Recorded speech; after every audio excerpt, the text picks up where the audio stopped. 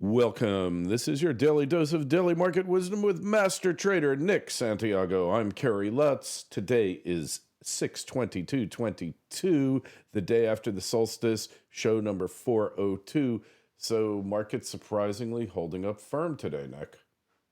It is. The market is really holding up firm, especially after a strong gap lower open. I mean, we had the futures on the S&P 500 down, 60 points this morning, and now they're actually positive, up 23 points. So that's quite a swing.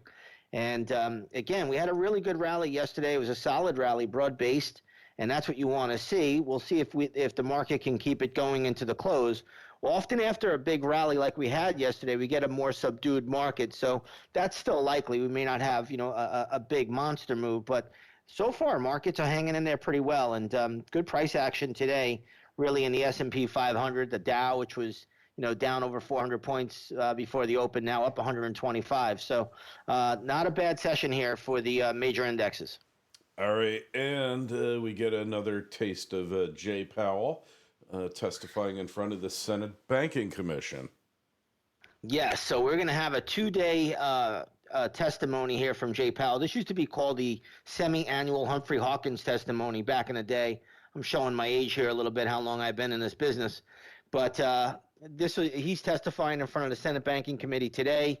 He's actually being asked a lot of questions on inflation, how to fix the inflation problem in the U.S., and as you know, the Fed had a lot to do with the inflation that we're seeing with all the money printing that they've done.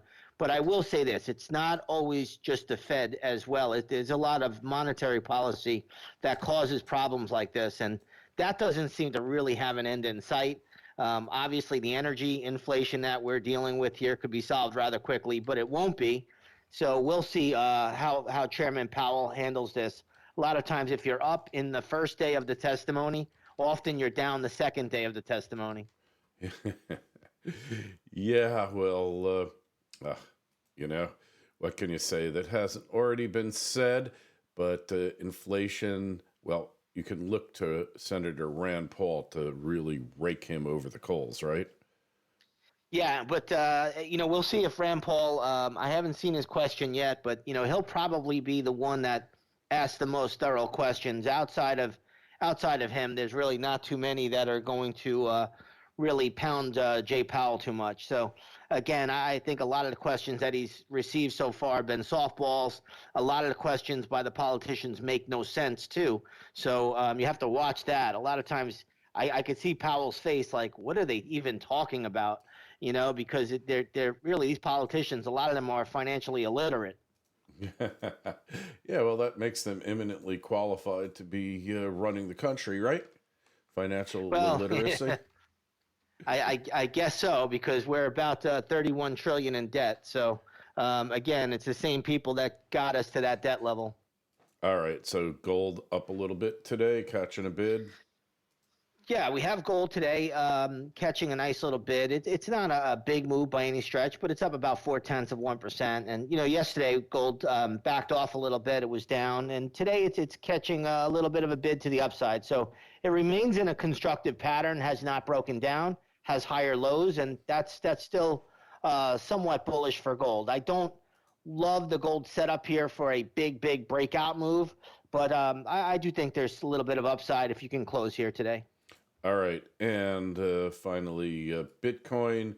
It's plugging along right above the December 2017 high. There, it's at roughly $20,800, but that changes minute to minute, so it doesn't mean anything.